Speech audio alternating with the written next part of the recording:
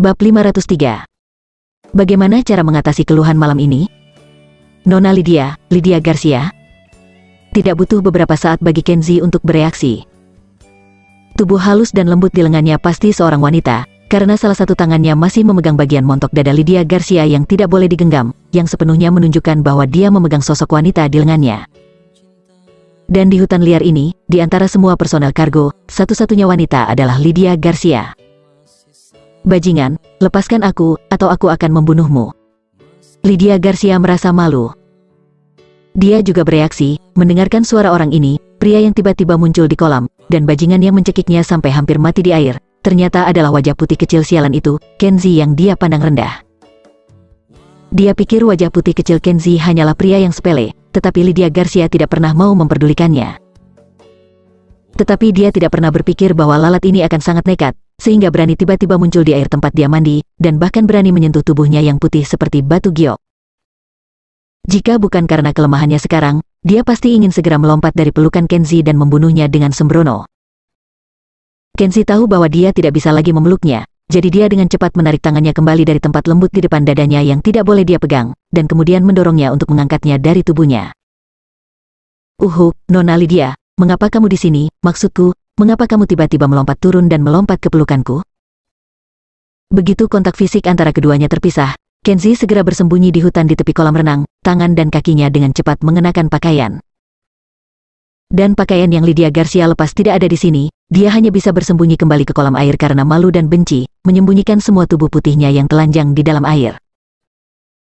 Dia memelototi Kenzie dengan marah, merasa sangat menjijikkan. Bajingan tak tahu malu ini tidak hanya mengambil keuntungan darinya, tetapi juga berani bertanya mengapa dia muncul di sini. Lydia Garcia mengertakkan giginya diam-diam, dia tidak boleh membiarkannya pergi malam ini, dia harus membuat bajingan yang rendah dan jahat ini membayar harga yang sangat menyakitkan. Jika kamu tidak ingin berbicara, kamu tidak perlu menjelaskannya. Sebenarnya, saya juga bisa menebak bahwa kejadian tadi pada dasarnya adalah kecelakaan komet yang menabrak bumi. Anda melompat turun tiba-tiba, aku tidak terluka, kamu sepertinya tidak terluka, jadi biarkan saja seperti ini. Kenzie sudah berpakaian dan datang, melihatnya bersembunyi di air, hanya muncul di atas bahunya, tetapi matanya seperti pisau, dan terus menatap dirinya sendiri dengan dingin. Kenzie merasa malu, jadi dia mengucapkan beberapa patah kata, mencoba meredakan suasana. Lydia Garcia tidak ingin melepaskannya. Dia awalnya memandang rendah hal-hal seperti Kenzie, tetapi tikus tak tahu malu ini melihat tubuhnya dan memeluknya sambil telanjang. Yang lebih menyebalkan adalah, dia hampir mati tersedak di genangan air barusan. Lydia Garcia tidak akan pernah merasa tidak nyaman jika dia tidak memberi pelajaran. Kenzie, pergi, bawa pakaianku ke sini.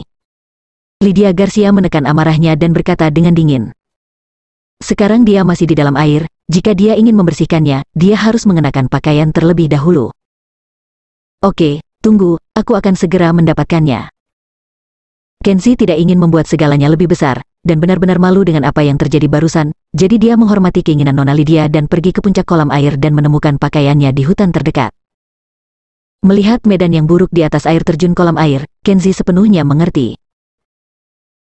Di atas kolam air terjun ini juga terdapat kolam air yang mengalir.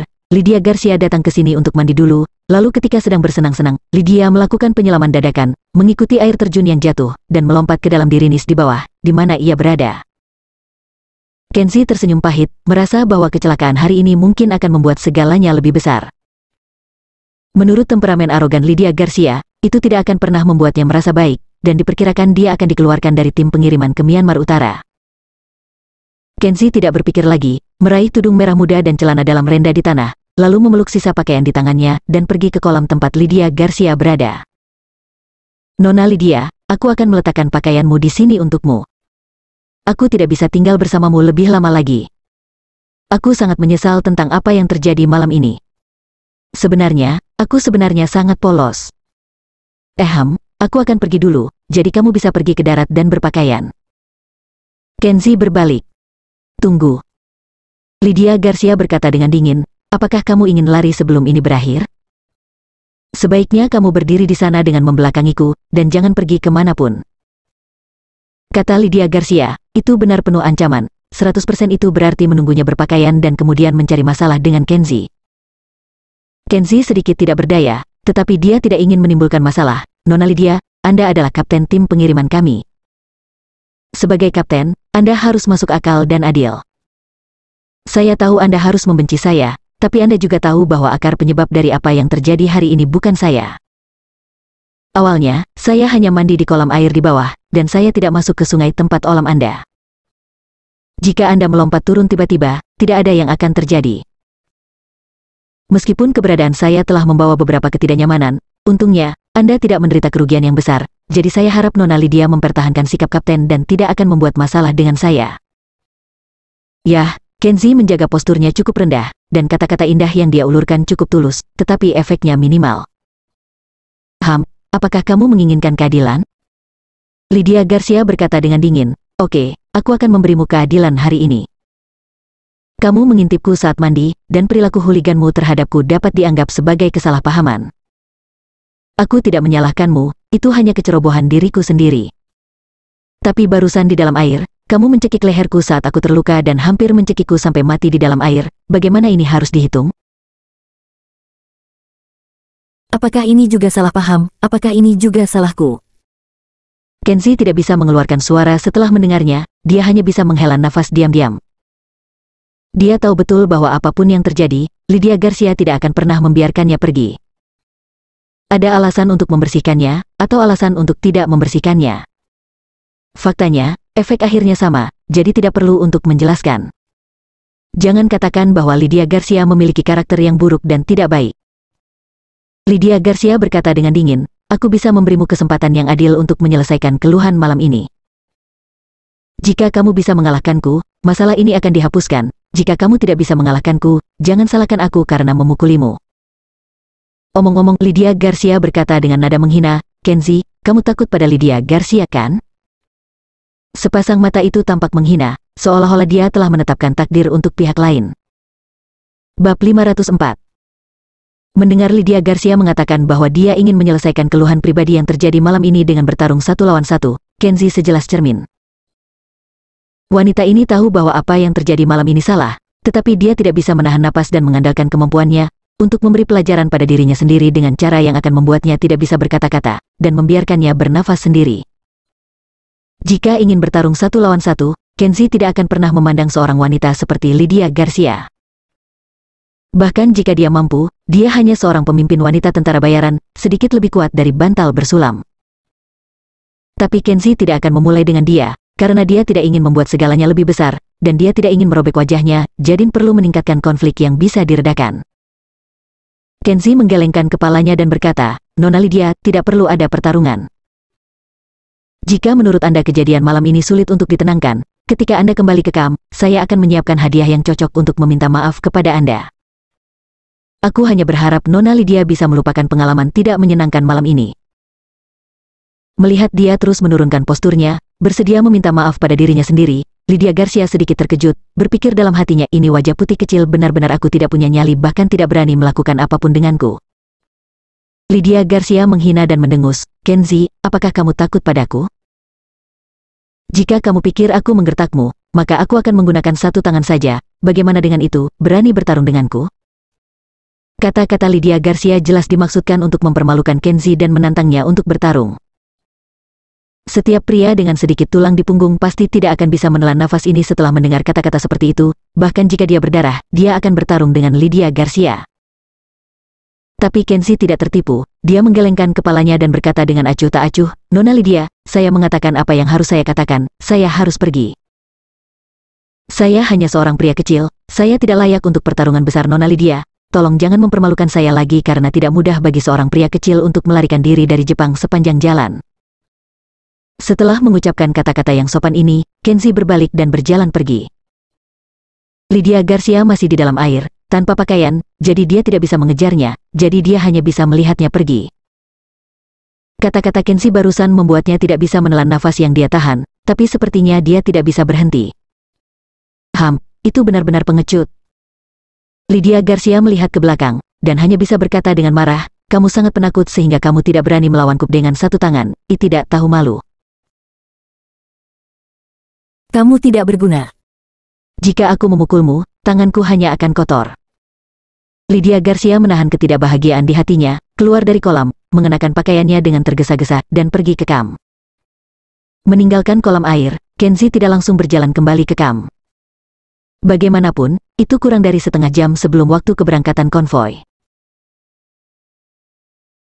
Dia hanya berkeliaran di hutan terdekat, jangan sampai dia bertemu Lydia Garcia lagi ketika dia kembali, dan melahirkan masalah yang tidak perlu. Dia berjalan menaiki lereng berbatu, menemukan sebuah batu besar, menghadap bulan, berbaring dan merokok, mengagumi bulan terang yang tergantung di langit. Di kamp, Lydia Garcia berjalan cepat dengan kakinya yang panjang dan berjalan ke penjaga yang menjaga konvoi. Dia mengangkat tangannya dan melirik arlojinya, lalu berkata, "Sudah hampir waktunya, beritahu Bobcats, siapkan sarapan, dan isi bensin, ada perjalanan sehari penuh yang harus ditempuh hari ini, dan tidak ada istirahat di jalan." "Ya." Penjaga itu mengangguk dan berlari ke tenda terdekat dengan senjata di punggungnya, tapi sebelum dia bisa lari jauh, ada ledakan tiba-tiba, diikuti oleh nyala yang berderap terbang dari hutan yang gelap, dan mengenai dada penjaga yang berlari. Penjaga itu berteriak, dan tubuh itu berlumuran darah dan jatuh sepenuhnya. Tidak bagus, ada serangan musuh.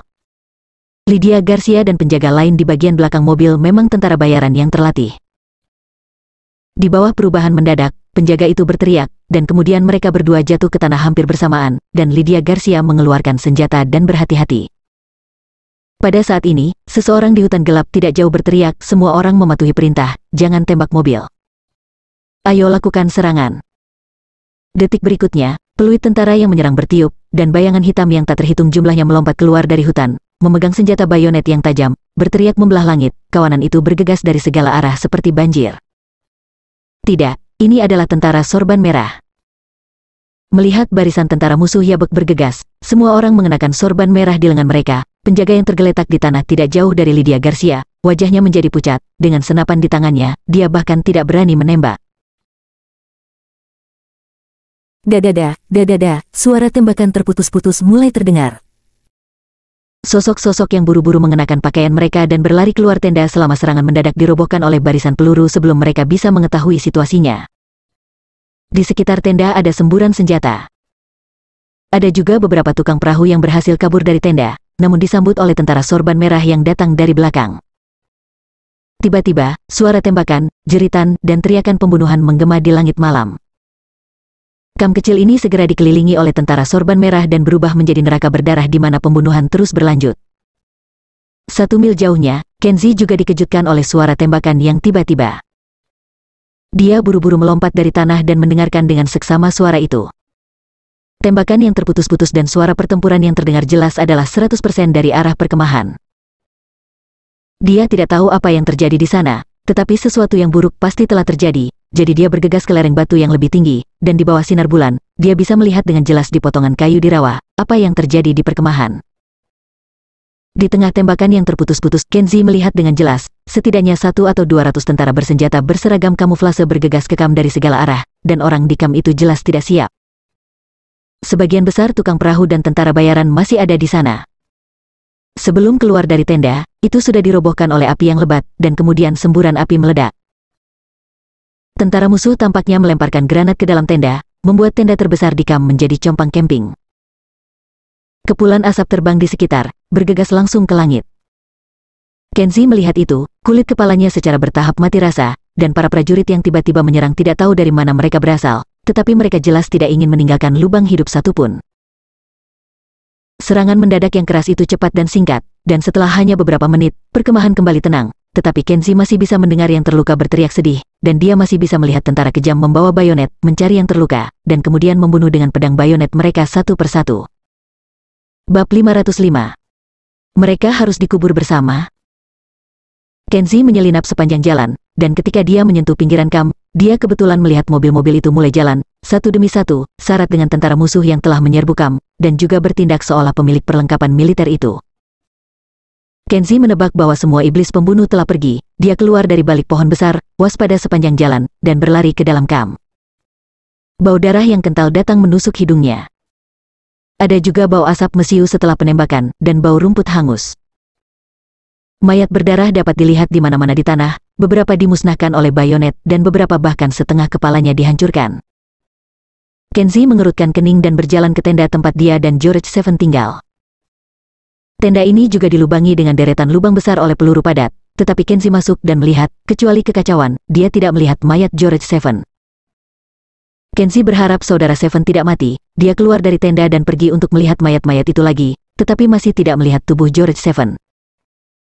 Pada saat ini, tangisan gugup, ketakutan, dan lemah datang dari sarang rumput di belakangnya. Saudara Kenzie, apakah itu kamu?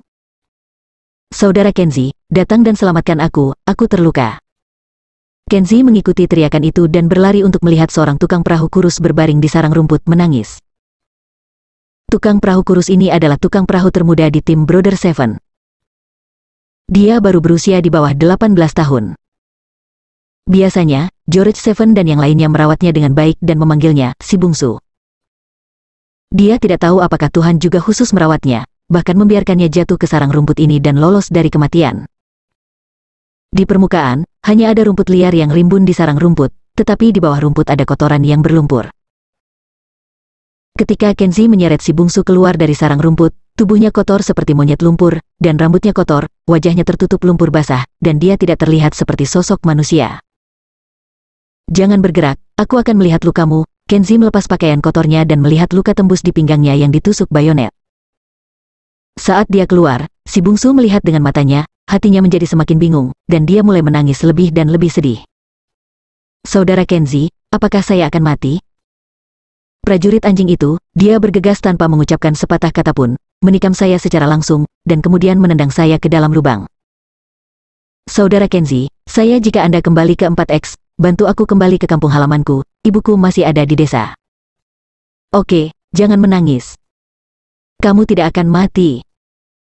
Kenzie menyela tangisannya, lalu aku pergi ke tenda bobrok untuk mencari kapas, menyeka lukanya, dan menaburkan bubuk obat putih. Meskipun bayonet itu menusukmu, itu tidak melukai organ apapun.